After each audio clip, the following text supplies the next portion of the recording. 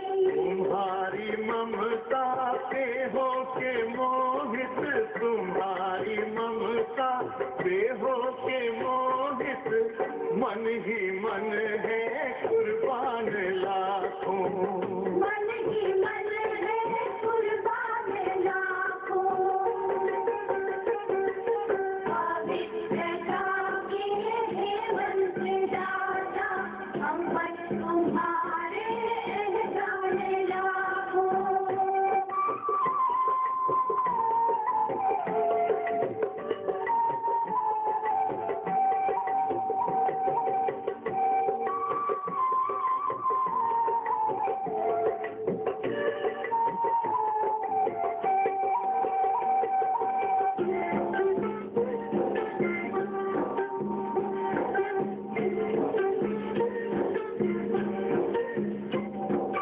अनेक जीवन से खाली खाली,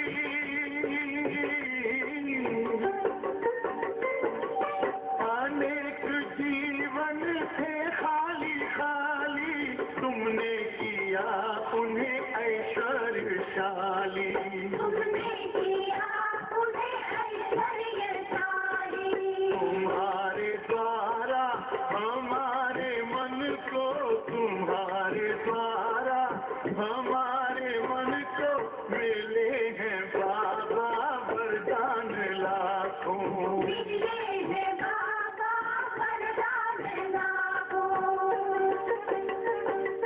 पवित्रता के हेमंत दाता, हम बस तुम्हारे एहसान लाखों।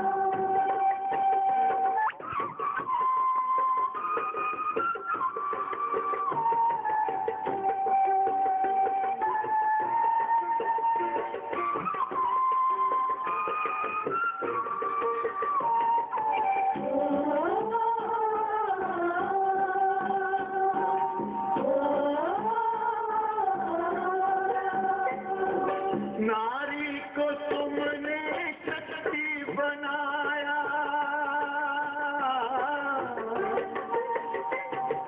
नारी को तुमने शक्ति बनाया, सर्वोच्च सिंहासन पे बिठाया,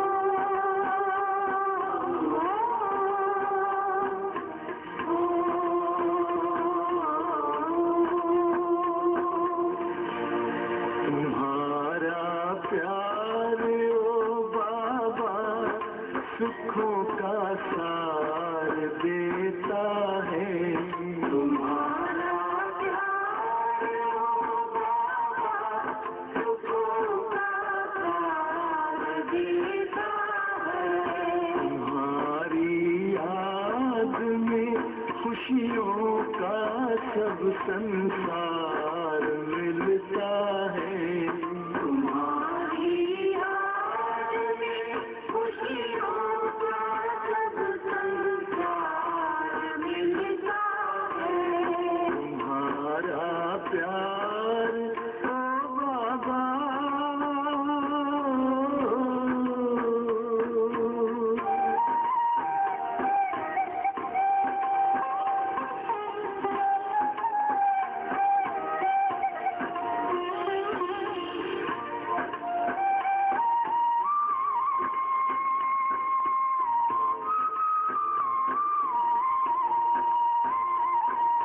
तेरे हाथ में जिसने हाथ अपना दे दिया बाबा,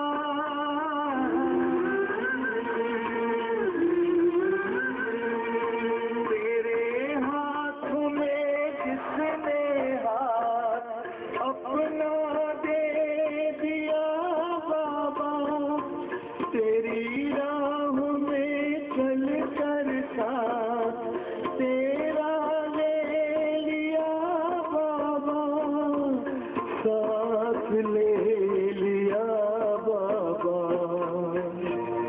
कमल के फूल सा जीवन जगत में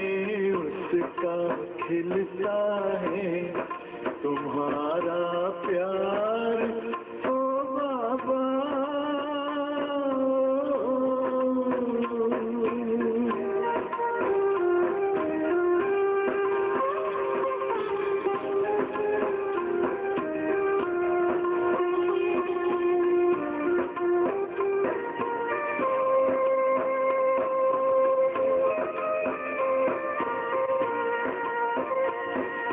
नजर जिनकी सदा तुम पर बसे, जिस दिल में बस तुम हो।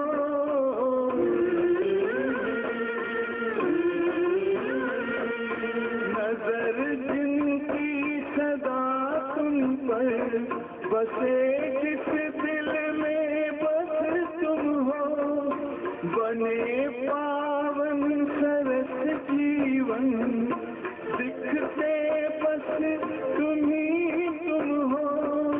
दिखते बस तुम ही तुम हो।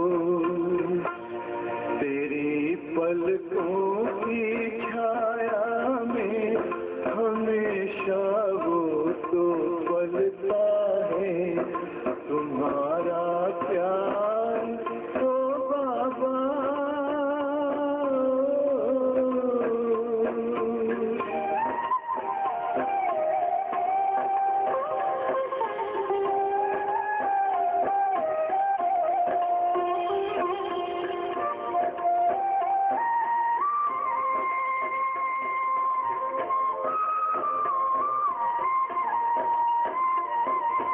जिसे तू मिल गया बाबा, नशा नारायणी उसको।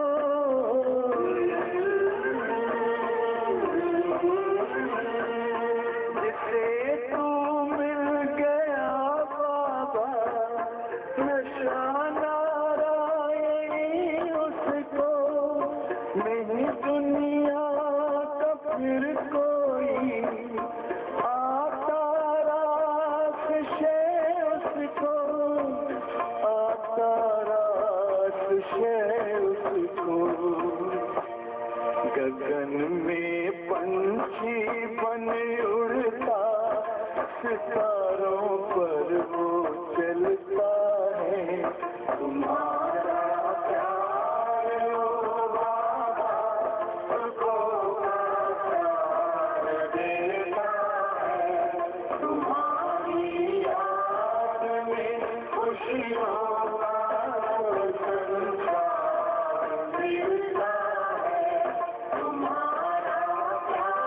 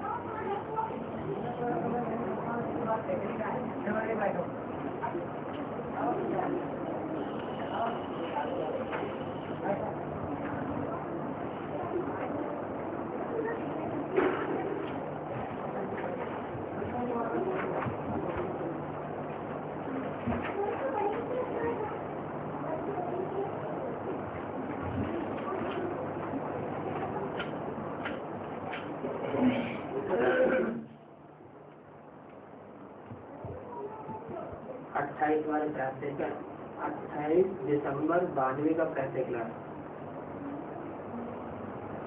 राइटिंग किया गई थी, बच्चे तुम्हें अच्छे संस्कार धारण कर पतितों को पावन बनाने की सर्विस करनी। अब लोग इलाकी बनना है। इस बात के अंधे होते हैं, अज्ञान के अंधे कहे जाते हैं। जिनके पास अज्ञान निकाल चला है गीत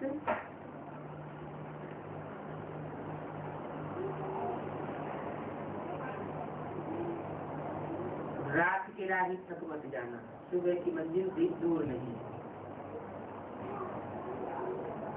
वहाँ अंधों की बात आई और गीत में आई रात की बात। रात भी अंधेरे को कहा जाता है। हम सब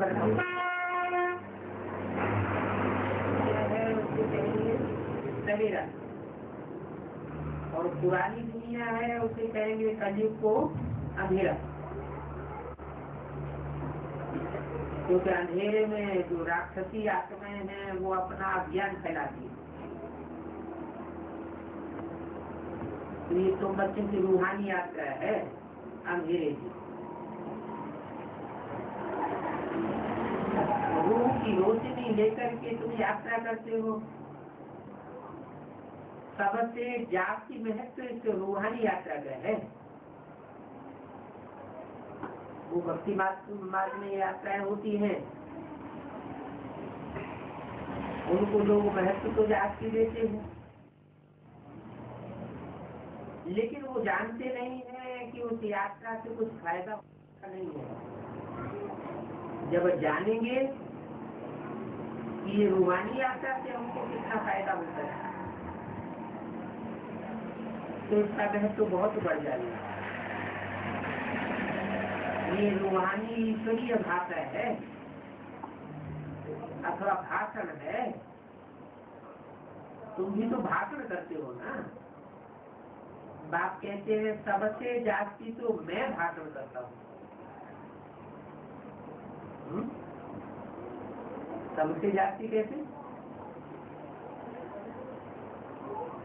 और धर्म पिताएं आते हैं, महात्माएं आते हैं,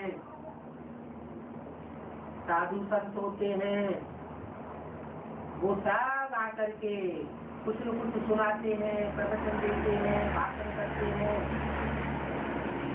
लेकिन दुनिया तो नीचे गिरती चली जाती है।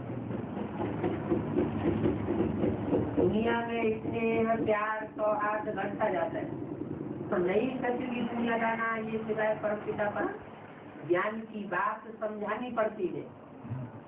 ज्ञान कहा ही जाता है समझ को, भक्ति कहा जाता है बेसमझी को। सुनते हैं, सुनाते हैं, लेकिन रिजल्ट कुछ भी नहीं निकलता। अंधश्रद्धा पूर्वक भक्ति करते रहते हैं, चलते रहते हैं। जिसने जो कुछ बोला सत्य वचन महाराज कर दिया, दूसरे ने कुछ उल्टा उसके विपरीत बोल दिया तो भी सत्य वचन महाराज कर दिया। गंगा गए गंगाराम और जमुना गए जमुनाराम। गंगा में जाकर के गंगा के दास बन जाते, जमुना में जाकर के जमुना के दास बन जाते। साधु संत महात्माओं के माथे टेकते रहते हैं। परमात्मा बाप कहता है मेरे तो पाँव है ही नहीं, मैं तो निराकार ज्योति बिंदु हूँ, मैं जन्म मरण के चक्र में आता ही नहीं हूँ, तो मेरे तुम पाँव क्या छुए? मैं जो कुछ तुमको ज्ञान सुनाता हूँ वो ज्ञान सुन करके तुम अगर जीवन में धारण करेंगे तो सतयुग में जाकर के देवता बन जाएंगे। इसलिए बात समझाते हैं कि मैं सबसे जास्ती भाषण करता हूँ। मुझे कोई छोटे मोटे सागर हैं, लेकिन वो विशाल सागर है जिसमें सारे सागर समा जाते हैं। मैं सागर हूँ और फिर पतित पावन सदगति दाता भी हूँ। जो भी नदियाँ होती है वो ऊंचे पहाड़ से आती है, आती है, और जब मैदान में जाती है तो उसमें कचरा गिर जाता है, शहरों का गंदी हो जाती है।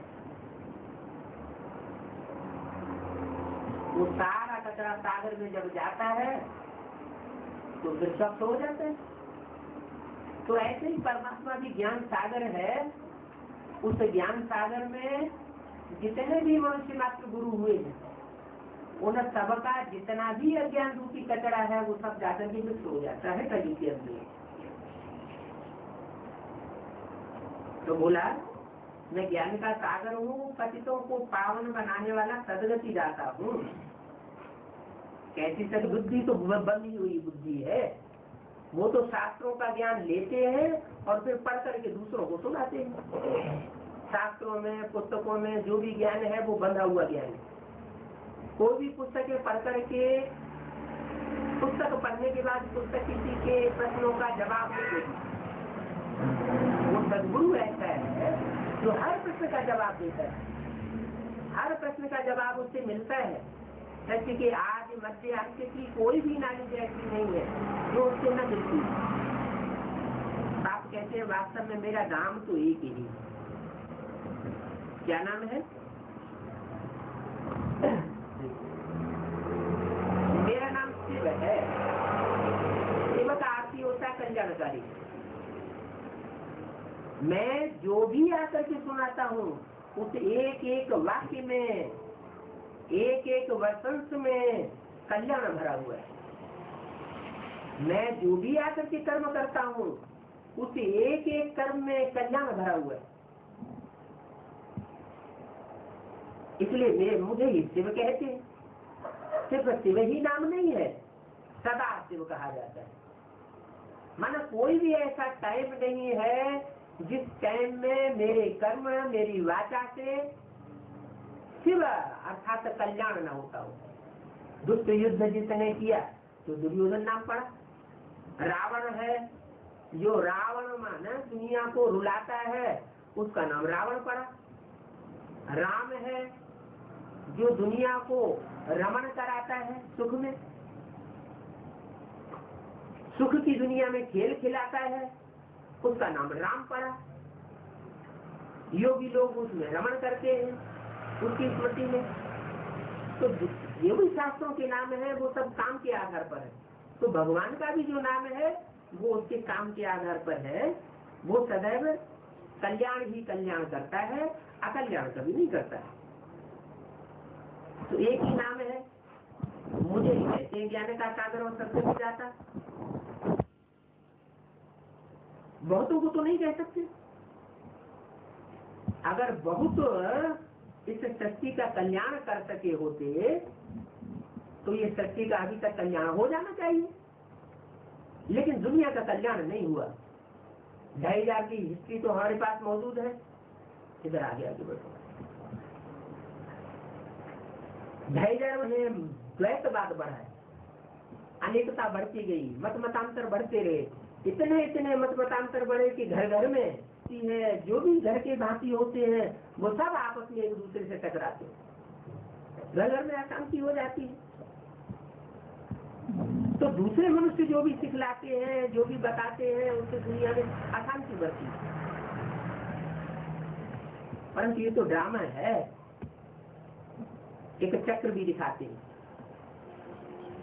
परंतु इससे शक्ति चक्र की आयु भिन्न भिन्न दिखाते हैं। तो इस चक्र का भी ज्ञान चाहिए ना। वास्तव में शक्ति चक्र की आयु कितनी है वो तो कहते हैं हजारों वर्ष है, लाखों वर्ष है। सत्य की आयु भी लाखों वर्ष बताएगी। भगवान बाप आकर के बताते हैं सत्य की आयु 2500 वर्ष की दुगनी 5000 वर्ष। 2500 वर्ष सुख और 2500 वर्ष दुख। सुख का समय और दुख का समय बराबर बराबर है। जैसे रात और दिन बराबर बराबर होती है, 12 घंटे का दिन 12 घंटे की रात होती है, ऐसे ही इस सृष्टि पर सुख दुख का पीरियड तो बराबर बराबर है। लेकिन मनुष्य आत्मा अपने कर्मों के अनुसार उस सुख और दुख के पीरियड को बढ़ाए घटाए।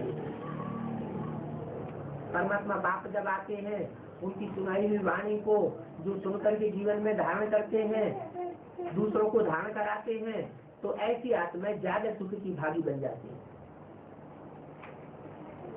भगवान तो आते ही गीता ज्ञान सुनाने, गीता ज्ञान से नर से नारायण बनाने, नारी को लक्ष्मी बनाने। तो जो नर से नारायण, नारी से लक्ष्मी बनने का पुरुषार्थ करते हैं, वो ज्ञान सुन करके वो लंबे समय के सुख के भागीदार बन जाते हैं, अनेक जन्मों के लिए राजाई प्राप्त कर लेते हैं। तो ये चक्र है 4 युगों पर। सतयुग, त्रेता, सतयुग में नारायण कराते, त्रेता में राम कराते। ये नारायण और राम के राज्य में सुखी सुख होता है 2 युगों में।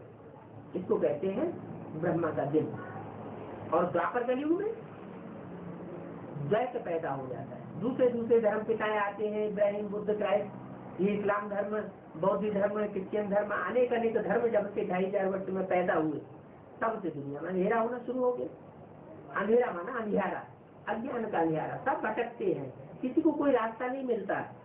तब अंत में जाकर के परमात्मा शिव को इस सृष्टि पर आना पड़ता है। तब हुआ है कि शंकर द्वारा सृष्टि का विनाश।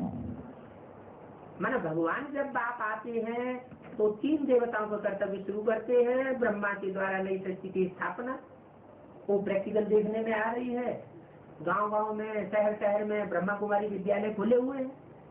उन ब्रह्मा कुमारी विद्यालयों में वो ब्राह्मणों को जो ब्रह्मा की औलाद बनते हैं, ब्रह्मा के मुख से सुना हुआ ज्ञान सुन रहे हैं। वो एक तो रावण कुंभकर्ण मेघनाथ जैसे ब्राह्मण बनते हैं, शास्त्र दिखाए जाते हैं। ब्रह्मा के हाथों में भी शास्त्र दिखाए जाते हैं, लेकिन कर्म दोनों के अलग अलग हो जाते हैं। कहाँ ब्रह्मा के कर्म सारी सृष्टि को सुख देने का, और कहाँ रावण के कर्म सारी सृष्टि को दुख देने का कर्म। तो कर्म के आधार पर, उस ज्ञान की धारणा के आधार पर दोनों के रास्ते अलग अलग हो जाते हैं। तो ब्रह्मा के द्वारा जो ज्ञान दिया जाता है उसमें जो रावण संप्रदाय ब्राह्मण होते हैं वो कहते कुछ हैं, करते कुछ हैं, उनकी संख्या भी बहुत ज्यादा हो जाती है। तो ऐसे रावण संप्रदाय के ब्राह्मणों को फिर तहस नहस करने के लिए, उनको नष्ट करके और श्रेष्ठ ब्राह्मणों की दुनिया स्थापन करने के लिए फिर परमात्मा को शंकर का रूप धारण करना पड़ता है। ज्ञान के बड़े बड़े बॉम्ब निकालता है। उन बॉम्बों से कहो अथवा राम वाली आत्मा जिसे शंकर का नाम दिया जाता है, उसके ज्ञान के बाणों से कहो, उन असुरों को घायल किया जाता है, उनके पापों को नाश किया जाता है। जब पाप ताप नाश हो जाते हैं तो वही श्रेष्ठ आत्माएं जो है वो असुर से देवता भी बन जाती है। सब तो नहीं बन सकते, कुछ बनते हैं, कुछ नहीं बनते हैं। स्कूल होता है, स्कूल में कोई बच्चे पास होते हैं, कोई बच्चे ना पास होते हैं। तो ऐसे ये भी स्कूल है, सदगति करने का ज्ञान दिया जाता है। ये ईश्वरीय यूनिवर्सिटी है, इस यूनिवर्सिटी में कोई अच्छे पढ़ाई पढ़ने वाले स्टूडेंट होते हैं, कोई ना पढ़ाई पढ़ने वाले स्टूडेंट होते हैं। तो जो अच्छी पढ़ाई पढ़ने वाले स्टूडेंट हैं वो सतयुग में जाकर के देवता बनते, त्रेता में जाकर के राम के राज्य में बहुत सुख पाएंगे। 2 युगों का पूरा सुख उनको मिलता है, लेकिन उनकी संख्या कम होती है। आज की कलयुगी सृष्टि की जनसंख्या 500-600 करोड़, और सती की दुनिया में जो जनसंख्या होती है वो बहुत थोड़ी होती है।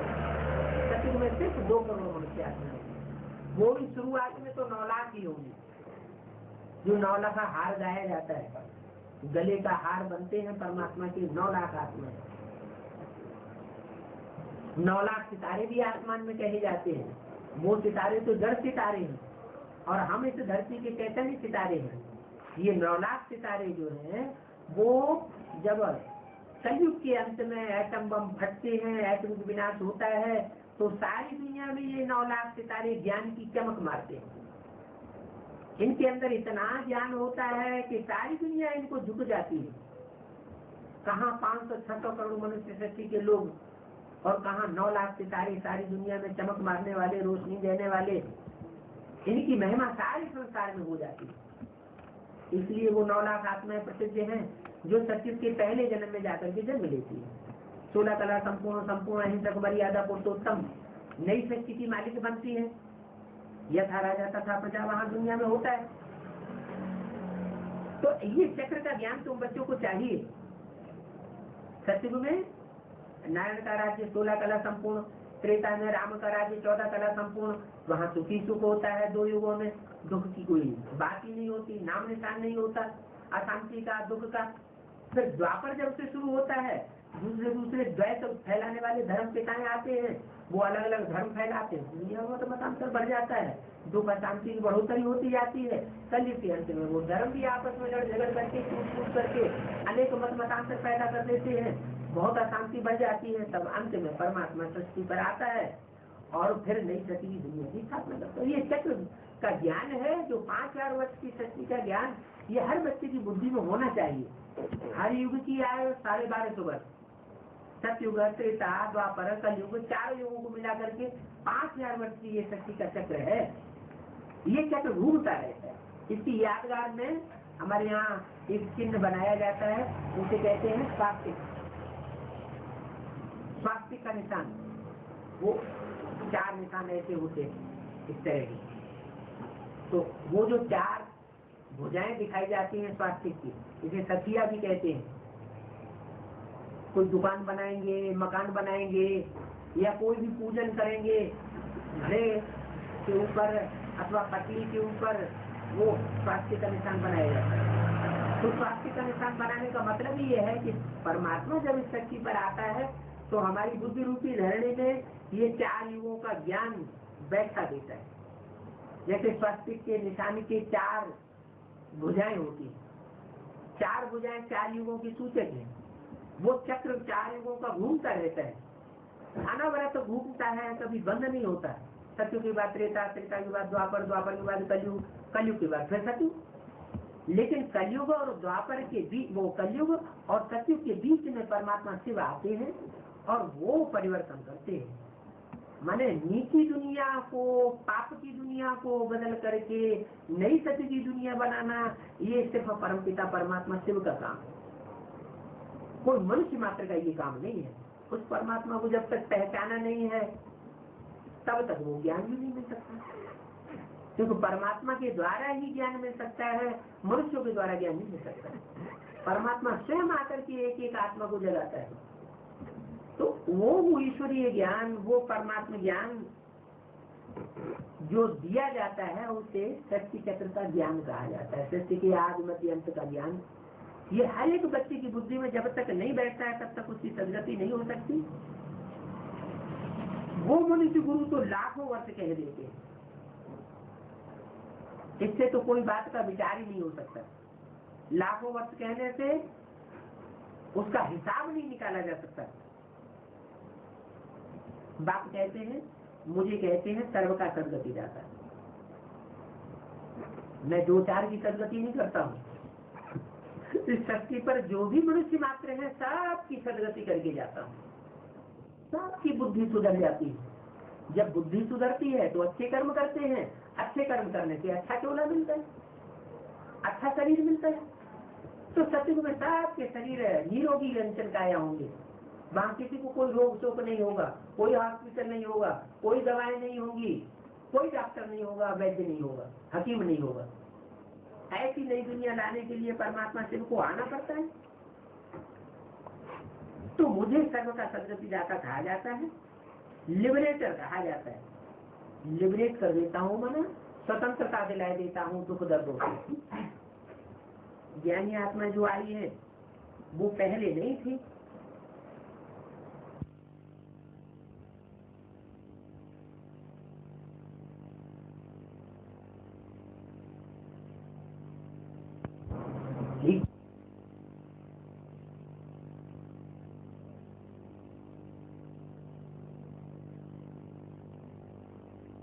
शैतान से आते हैं। रावण को 10 मुख होते हैं। 10 मुख का मतलब ही है 10 मत फैलाने वाला, पंचायती राज्य बनाने वाला, 5 पंचों का राज्य बनाने वाला। परमात्मा तो आते ही है राज्यों सिखाने। राज्यों का मतलब यह है राजाई। राजा तो एक होता है, एक राजा की मत पर सारी प्रजा चलती है, इसलिए उसे कहा जाता है श्रेष्ठ राज्य है। उस श्रेष्ठ राज्य में सारी सच्ची सुखी हो जाती है। आज रावण का राज्य है, पंचायती राज्य है, हर देश में पंचायती राज्य है। तो सारे ही देशों में मारामारी लगी हुई है, सभी दुखी है। अर्थात जो आगे आगे रास्ता दिखाता है, उससे आगे बढ़ करके और कोई रास्ता दिखाने वाला नहीं होता। वो सबसे आगे रह करके क्या रास्ता दिखाता है, बाकी सब पीछे पीछे चलते हैं।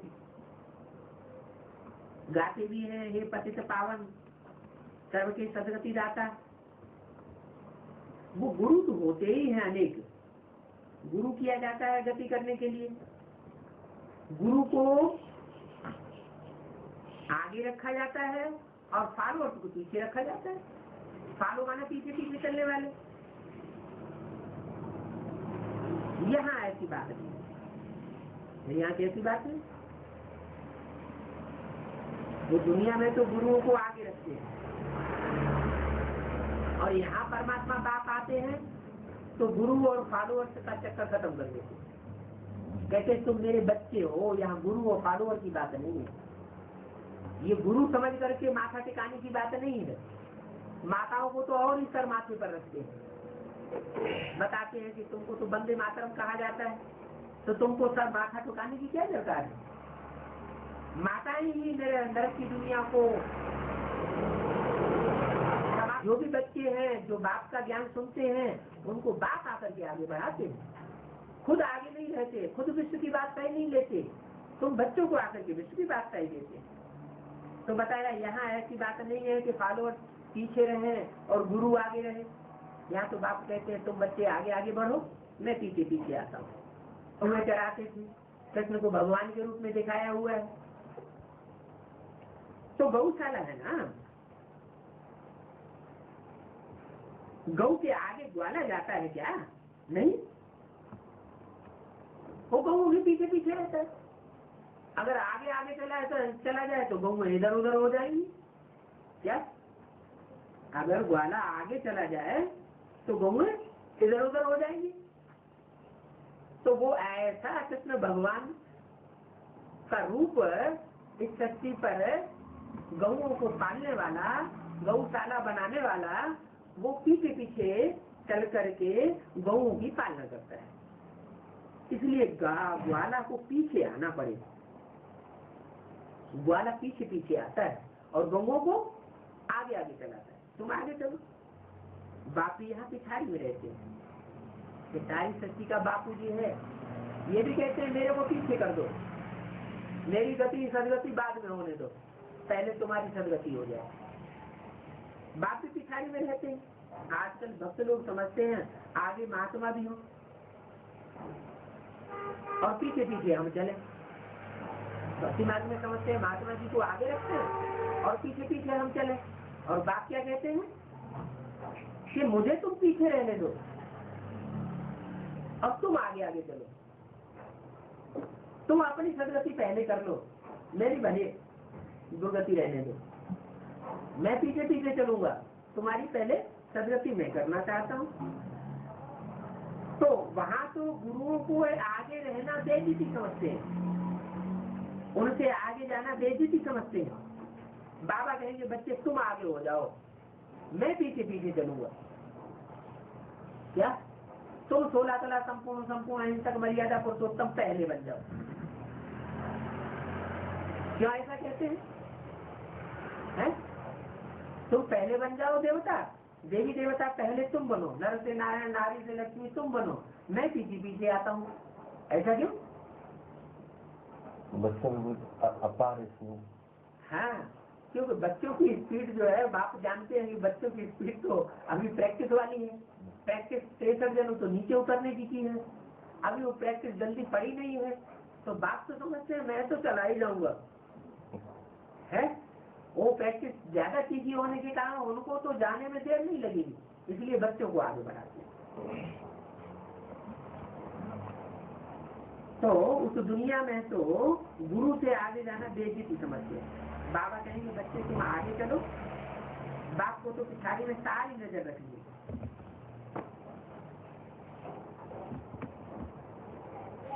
पिछाड़ी में बाप रहता है, कहीं ऐसा न हो कोई गऊ को कोई शिकारी मार दे, बच्चों को कोई खा न जाए। माया बिल्ली है ना, वो पीछे पड़ जाती है। तो बाप कहते हैं बच्चे तुम आगे चलो। मिसाल है ना, शेर रे शेर, शेर आया, परंतु शेर था नहीं। तुम्हारे लिए भी कहते हैं, दी के कहती है विनाश होगा, लेकिन होता ही नहीं है। परंतु होना तो जरूर है। कितनी बार ऐसा हो गया है? कई बार ऐसा हो गया, धोखा हो गया। कोई ऐसे ही बोल दिया शेर आया, लेकिन आया नहीं।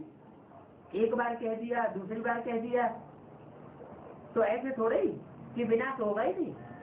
ये एटम बम जो बने हैं वो हमारी दुनिया जो देखने में आ रही है इतनी चमकीली दुनिया, उसकी सजावट के लिए बने क्या? उन एटम बमों से इस दुनिया की सजावट होगी क्या?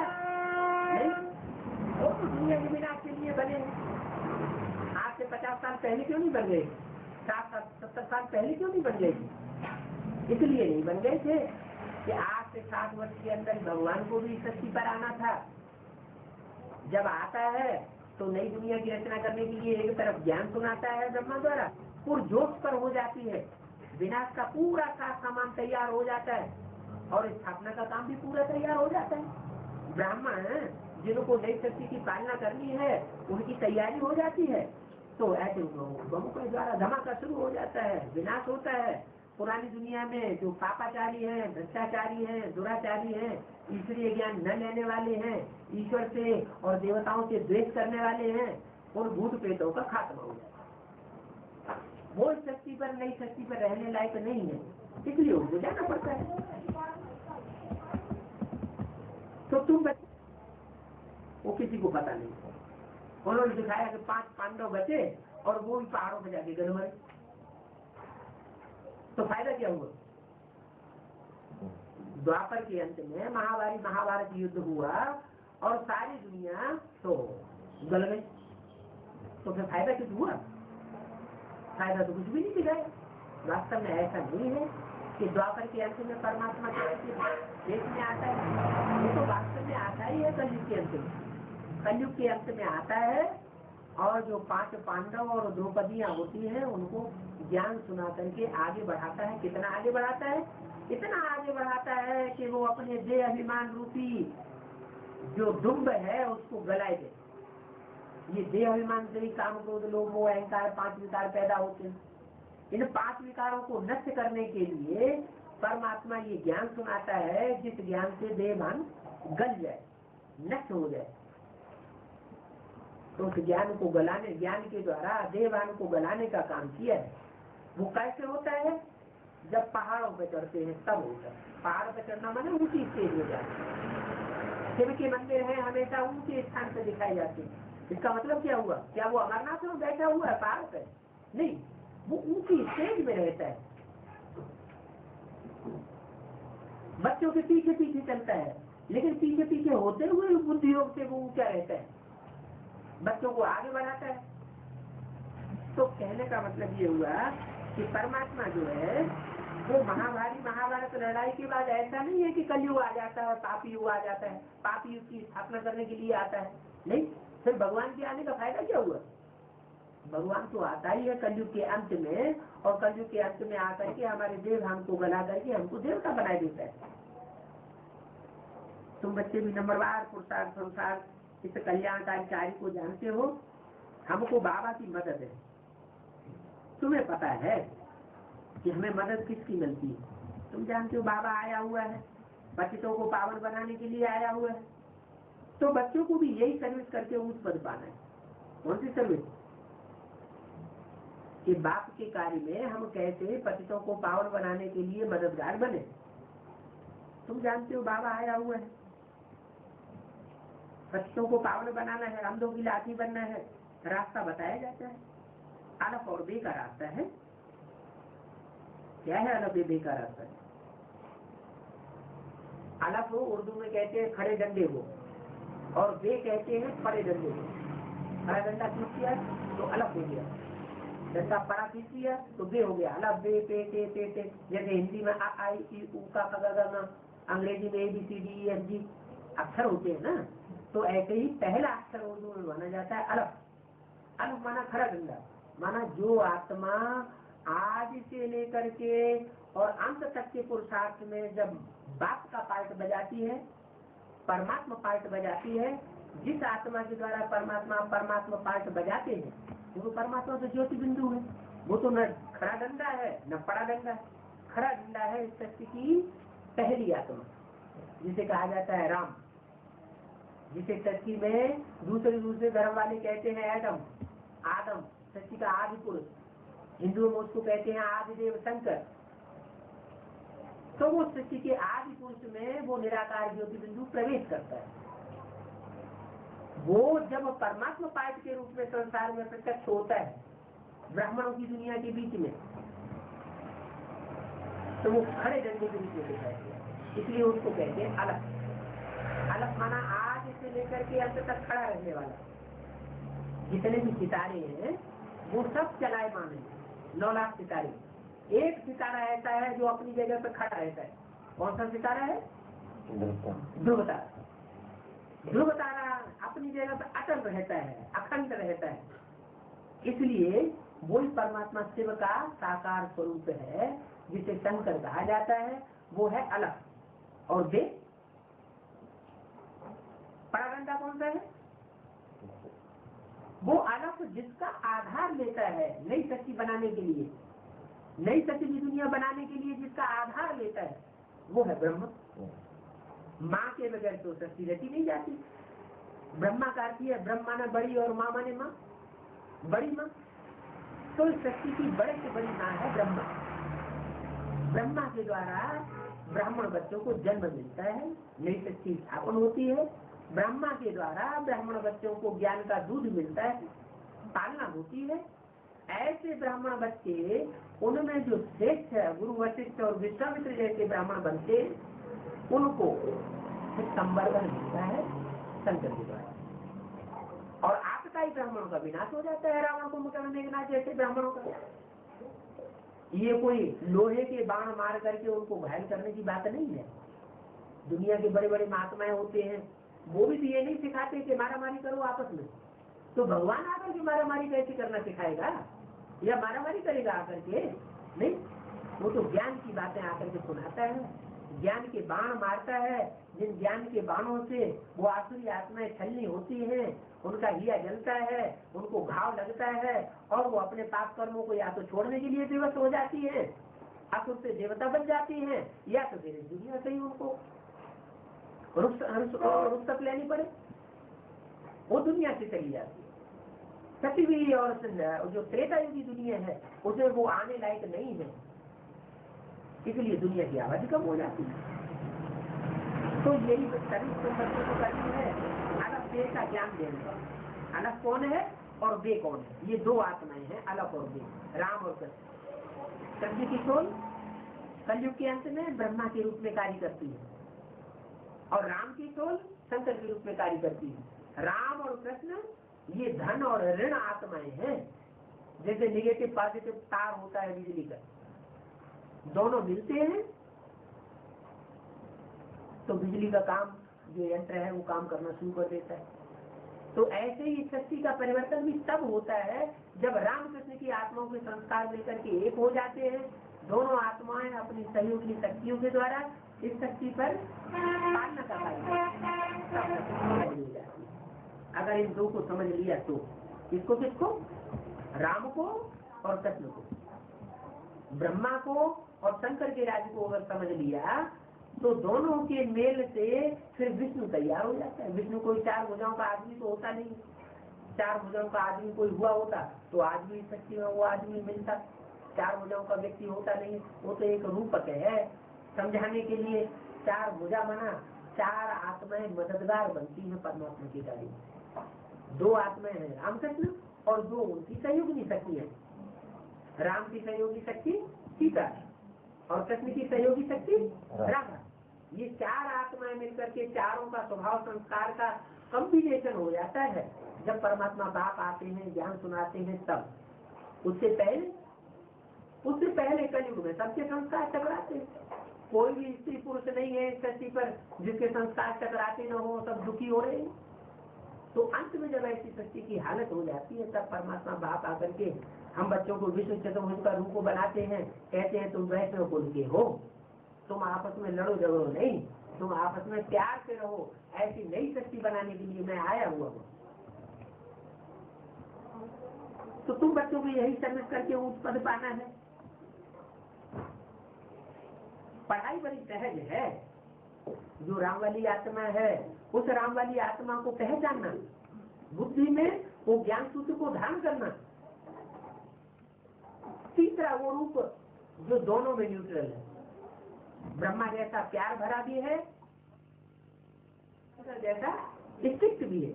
जहाँ प्यार की जरूरत है वहाँ प्यार करता है, जहाँ स्ट्रिक्टनेस की जरूरत है वहाँ स्ट्रिक्ट हो जाता है, कठोर हो जाता है। तो वो दोनों का कम्बिनेशन विष्णु पर दोनों होता है। नई सृष्टि की स्थापना का कार्य शुरू हो जाता है। नई सृष्टि उस विष्णु का पालना का राज्य चलता है। तो ये तीन है जिनको हमें पहचानना है। इस सृष्टि पर वो तीन से रूपी वृक्ष है, वो वस्त्र कपड़े, वो कौन से हैं जिनके द्वारा इस सृष्टि का कल्याण होना है।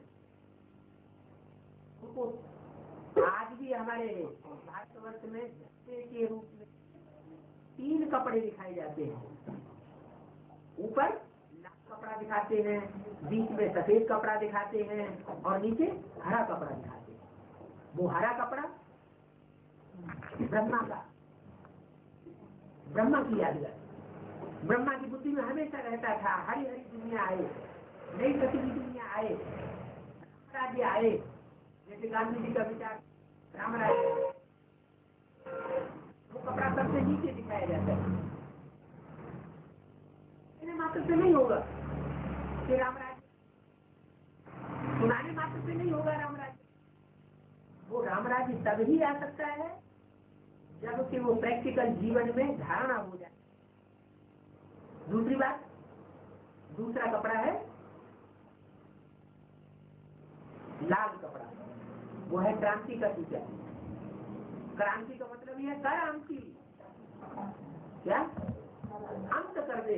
अंत कब होता है? अति हो जाती है तो अंत हो जाता है। तो हम ब्राह्मण बच्चे या दुनिया का कोई भी मनुष्य मात्र है इस सृष्टि पर पापों का अंत नहीं कर सकता। क्यों? क्योंकि कितने भी बड़े बड़े पापाचारी होंगे, भ्रष्टाचारी होंगे, वो लिमिट में ही पाप करेंगे, लिमिट में ही भ्रष्टाचार करेंगे। अनलिमिटेड कोई नहीं कर सकता। तो पापों में पाप बढ़ाने का रहम करने के लिए परमात्मा बाप को आना पड़ता है। वो अति कर देता है। बच्चे तो कर नहीं पाते अति, तो वो अति कर देता है। कैसी अति करता है? इतनी अति कर देता है, इतनी अति कर देता है कि काम, क्रोध, लोभ, मोह, अहंकार का अम्बा चारों सृष्टि पर चारों तरफ हो जाता है। इतना काम, क्रोध, लोभ, मोह, अहंकार बढ़ता है कि आदमी को नफरत आ जाती है। और जब नफरत आ जाएगी तो अपने आप क्या करेगा? बुद्धि से त्याग देगा, वैराग आ जाता है। तो ये वैराग दिलाने का कार्य है संघर्ष। कोई मनुष्य मात्र ऐसा नहीं है जो इस सृष्टि पर मनुष्य इस दुनिया से, चंचली दुनिया से वैराग दिलाए। वो परमात्मा कार्य है। दूसरा कार्य है, दूसरी मूर्ति का कार्य, जिसे लाल कपड़े के रूप में दिखाया जाता है। क्रांति, क्रांति का रंग का सूचक है लाल। वो लाल रंग जो है अंत कर देता है, पुरानी शक्ति का अंत कर देता है। और जब पुरानी शक्ति का अंत जाता है, सात्विक रंग है सफेद, वो सफेद कपड़ा दिखाया जाता है बीच में, वो न्यूट्रल है, उसमें बैलेंस आ जाता है। तो ऐसी विश्व की दुनिया स्थापन करने के लिए परमात्मा बाप को आना पड़ता है। ये तीन देवताओं को, ये तीन देवता रूपी वस्त्रों को अच्छी तरह जिन्होंने पहचान लिया और पहचान करके उनका अनुसरण करना शुरू कर दिया, वही परिवर्तन इस सृष्टि पर ला सकते हैं। परमात्मा के कार्य में सहयोगी बन सकते हैं, वरना तो सहयोगी नहीं बन सकते। जब सुनाने से कुछ नहीं होगा। समझने की बात है। क्या समझना है? उन तीन मूर्तियों को समझना है जो इस सृष्टि पर परिवर्तन लाती है। उन तीन मूर्तियों में भी परिवर्तन लाने वाला ज्योति बिंदु शिव है, लेकिन ज्योति बिंदु शिव को पहचानेंगे कैसे? बिंदु तो हम आत्माएं भी हैं, हर मनुष्य आत्मा ज्योति बिंदु है, कीड़े मकोड़े भी ज्योति बिंदु है। पता कैसे चलेगा कौन सा ज्योति बिंदु? तो तीन मूर्तियां हैं जिनके द्वारा वो ज्योति बिंदु परमात्मा शिव का पता चल जाता है कि ये परमात्मा का पार्ट है। ये ब्रह्मा के अम्मा कहो, बड़ी अम्मा कहो या जगदम्बा कहो, जगत की अम्बा ब्रह्मा के रूप में दाढ़ी मूर्ति दिखाई जाती है, उनकी पूजा नहीं होती। वही ब्रह्मा का जो रूप है, सोने के बाद जब किसी स्त्री चोले में प्रवेश करता है तो स्त्री चोले के द्वारा वो स्वर्ग की स्थापना कराता है, स्वर्ग की गेट खुलवाता है। इसलिए जगदम्बा की पूजा होती है, ब्रह्मा की पूजा नहीं होती। जगदम्बा का चित्र पूजा जाता है, मंदिर बनते हैं, मूर्तियां बनती है। जगदम्बा का इतना भारी मेला लगता है वैष्णो देवी में। तो मेला लगा है तो जरूर जगदम्बा ने कोई कार्य किया होगा। क्या कार्य किया होगा? परमात्मा बाप से मिलन मनाने का जितना पार्ट जगदम्बा ने बजाया उतना और शक्ति में किसी ने नहीं बजा पाया। इसलिए जगदम्बा की पूजा होती है। तो जगदम्बा कहो, ब्रह्मा कहो, वो व्यक्तित्व एक ही हुए, एक ही व्यक्तित्व है और उसमें दो सोल काम करती है। एक दादा लेखराज ब्रह्मा, जिनके द्वारा ब्रह्मा कुमारी ईश्वरी विश्वविद्यालय की स्थापना हुई। गांव गांव में, शहर शहर में ब्रह्मा कुमारी ईश्वरी विश्वविद्यालय स्थापन है। और दूसरा ब्रह्मा के बाद आता है शंकर का कार्य। तो शंकर है राम वाली आत्मा, वो कड़क स्वभाव वाली है। जैसे घर में बाप कड़क स्वभाव का होता है, माँ जो होती है थोड़ी लूज होती है। अंधा, कोरी, कानी, काना, कुब्जा, चोर, डकैत बच्चा भी होगा, शराबी भी बच्चा होगा तो उसको अपनी गोद से अलग नहीं करेगी, वो उसके ऊपर भी रहमदिल बनती रहती है, भले घर का सत्यानाश होता रहे। तो ऐसे ही ब्रह्मा का कार्य। ब्रह्मा को ज्ञान चंद्रमा भी कहते हैं। चंद्रमा की रोशनी में कीड़े मकोड़े पल सकते हैं, लेकिन सूर्य की रोशनी में कीड़े मकोड़े नहीं पलते। तो वो सूर्य है, ज्ञान सूर्य, परमात्मा शिव, जो शंकर के द्वारा संसार में प्रत्यक्ष होता है। इसलिए शिव और शंकर को मिलाते हैं एक करने से। शिव ब्रह्मा को नहीं मिलाते, शिव विष्णु को नहीं मिलाते, या शिव को किसी दूसरे देवता के साथ में नहीं मिलाते। किसके साथ मिलाते हैं? शिव को शंकर के साथ मिला लेते हैं, क्योंकि शंकर ही एक ऐसा बड़ा बच्चा है, देव देव महादेव का, देव ब्रह्मा, देव विष्णु और उन सबसे ऊपर महादेव। ऐसा बड़ा बच्चा है जो इस सृष्टि पर शांति स्थापन करने वाला है। शांति स्थापन होगी तो विष्णु की सुखी दुनिया भी आ जाएगी। तो दूसरी मूर्ति हुई शंकर और तीसरी मूर्ति है विष्णु, वो वैष्णो देवी, जो बैलेंस का पार्ट बजाने वाली है। कैसा बैलेंस का पार्ट बजाने वाली है? कि ज्यादा प्यार भी नहीं और ज्यादा मार भी नहीं, इतना प्यार भी नहीं जो ब्रह्मा की तरह ब्रह्मा कुमार कुमारी सब बिगड़ करके रावण संप्रदाय बन जाए, किसी की बात सुनते ही नहीं है, सब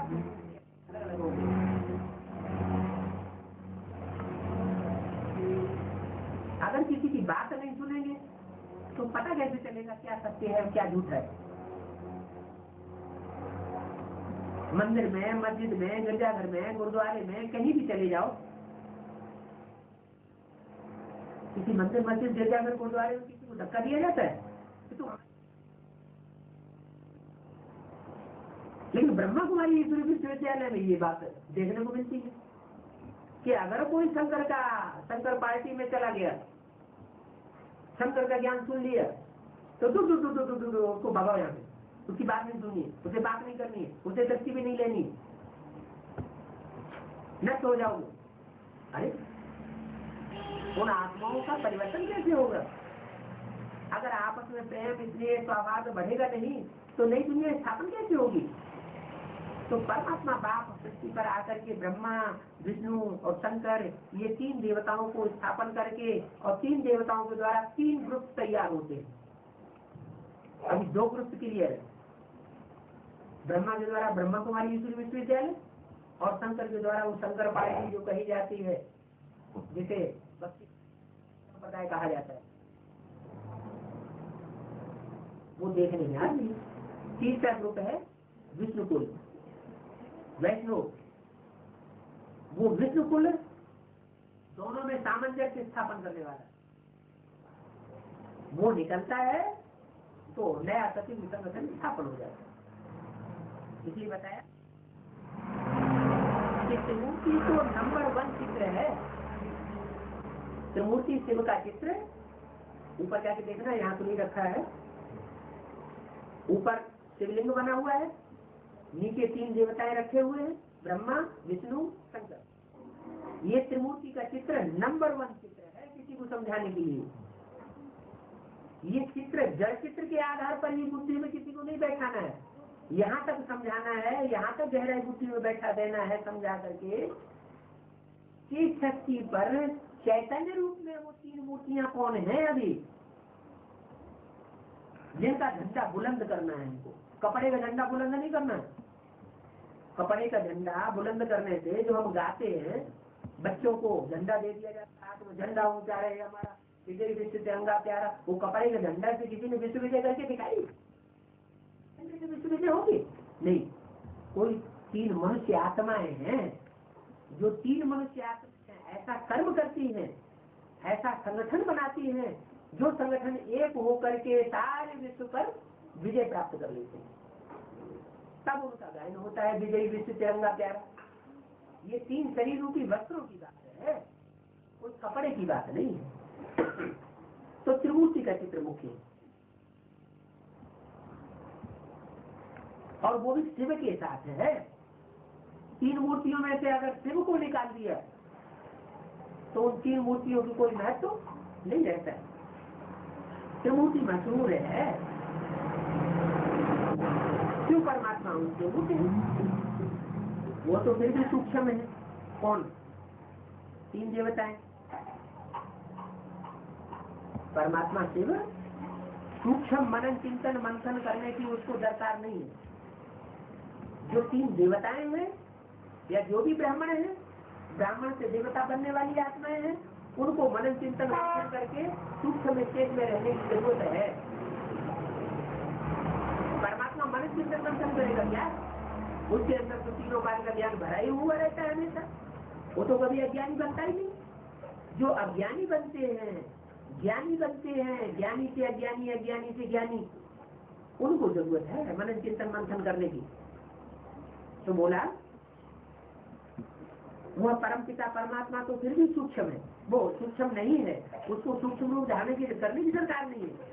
उनसे ऊंचे है परमात्मा, जो सूक्ष्म रूप धारण करते हैं उनसे ऊंचे। यानी ब्रह्मा विष्णु शंकर तीन देवताएं सब देवताओं से ऊंचे, और उनसे भी ऊंचा परमात्मा शिव है। परंतु उनका नाम रूप देश काल कुछ भी जानते नहीं। वो परमात्मा शिव का नाम क्या है, रूप क्या है, उनका देश कौन सा है, उन्होंने कौन से काल में आकर के सृष्टि का परिवर्तन किया, दुनिया में कोई कुछ नहीं जानती। तो दुनिया तो नहीं जानती है, तुम बच्चों ने जाना है तो उसका परिचय दूसरों को दो। उसका असली नाम क्या है, वो किस नाम से संसार में है। अगर नाम है तो उसका एड्रेस भी होगा, पता भी होगा। तो वो नाम रूप पता हुलिया, उसका काल, उसका परिवर्तन करने का कार्य करने का काल, वो सब इस सारी सृष्टि को बताना है। तुम बच्चे भी पहले नहीं जानते थे, दिन प्रतिदिन सब कुछ समझाया जा रहा है। दिन प्रतिदिन ये ज्ञान रतन सीखे होते जाते हैं। वो तो हीरा घिसते हैं, जैसे जैसे हीरा घिसा जाता है तो उसकी कीमत बढ़ती है। ये है ज्ञान रतन, तुम्हारे हीरे जवाहरात हैं। इन ज्ञान रत्नों को हवा हीरे जवाहरातों को जितना तुम घिसेंगे, मनन चिंतन मंथन करेंगे, लेन देन करेंगे, उतनी इनकी कीमत बढ़ेगी। अभी तुम समझ चुके हो कि हम आत्मा क्या है। हम तुम्हारी बुद्धि में बैठा है कि हम ज्योति बिंदु चार आत्मा है। आसमान के सितारे तो वो तो जड़ है, लेकिन हमें चैतन्य सितारे, ये चैतन्य सितारा ये महामस्तक पर विभूति में बैठा हुआ है। ये जब निकल जाता है तो ये आंखें बटन हो जाती है, आंखों की रोशनी चली जाती है। तो वो ज्योति बिंदु सितारा हमें हमेशा याद रहे। कोई से बात करते हैं तो भी हम उसकी भ्रकुटी के मध्य में देख करके सितारे को देखने का प्रैक्टिस करें। ये प्रैक्टिस जब हमारी पक्की हो जाएगी आत्मा को देखने की, तो हम आत्माभिमानी देवता बनेंगे। ये आत्माभिमानी देवता बनने के बाद फिर शक्ति का कार्य परमात्मा का जो कुछ करना था देवान से आत्माभिमानी बनाने का, वो सब पूरा हो जाएगा। करना ही है सिर्फ एक काम, उसी कार्य में हमें बाप का मदद करनी है। क्या करना है? अपने को आत्मा समझना है, दूसरों को आत्मा के रूप में देखना है। बस इतना अगर कर लिया, देवान के रूप में न दूसरों को देखना, न अपन को देह के रूप में समझना, तो समझ लो हम देवता बन गए। अगर 24 घंटे हम अपने को देवता देखने में, दूसरों को और आत्मा के रूप में देखने में परिपक्व हो गए तो देवताई गुण हमारे अंदर स्वतः ही आ जाते हैं। संस्कार आत्मा में भरते हैं, अच्छे और बुरे। अच्छे संस्कार आत्मा में तब भरेंगे जब तुम अपन को आत्मा समझेंगे। देह समझेंगे तो काम क्रोध लोभ मोह अहंकार के संस्कार भरते रहेंगे। कामी क्रोधी लोभी मोही अहंकारी बनते चले जाएंगे। तो अच्छे बुरे संस्कार आत्मा में है। इस समय अच्छे संस्कार बहुत कम है। 63 जन्म की प्रैक्टिस पड़ी हुई है बुरे बुरे संस्कार धारण करने की। बहुत कम है अच्छे संस्कार और बाकी बुरे गिरने के ही संस्कार हैं जाति। इस समय कोई में भी कुछ अच्छे संस्कार नहीं कहेंगे। देवताई भी संस्कार तो किसी में है ही नहीं, सब आसुर हैं। बात करेंगे तो ऐसी बात करेंगे जिससे सामने वाले को दुख हो जाए। दृष्टि जब जाएगी स्त्री पुरुष के सामने दृष्टि जाएगी तो क्रिमिनल दृष्टि हो जाएगी। वाचा भी बुरी, दृष्टि भी बुरी। कर्म इंद्रियों से कोई कर्म करेंगे तो ऐसा कर्म नहीं कर पाएंगे जिससे दूसरों को सुख हो। कुछ न कुछ ऐसा कर्म कर देंगे जिससे दूसरों को दुख हो जाता है। तो कर्मणा वाचा जो भी हम कर्म करते हैं वो दुख देने और दुख लेने का कर्म करते हैं। खुद भी दुखी होते हैं और दूसरों को भी दुख देते हैं। उसका मूल कारण समझ नहीं पाते कि इसका मूल कारण क्या है। मूल कारण हम ये समझते हैं कि ये दूसरा हमको दुख दे रहा है, दूसरा हमको अशांत कर रहा है, लेकिन नहीं, हमारे अंदर का जो देह अभिमान है वही हमको दुख देता है। तो उस देहवान को मारना है, अपन को आत्मा समझना है, अच्छे संस्कार अपने को धारण करना है। अच्छा होगा।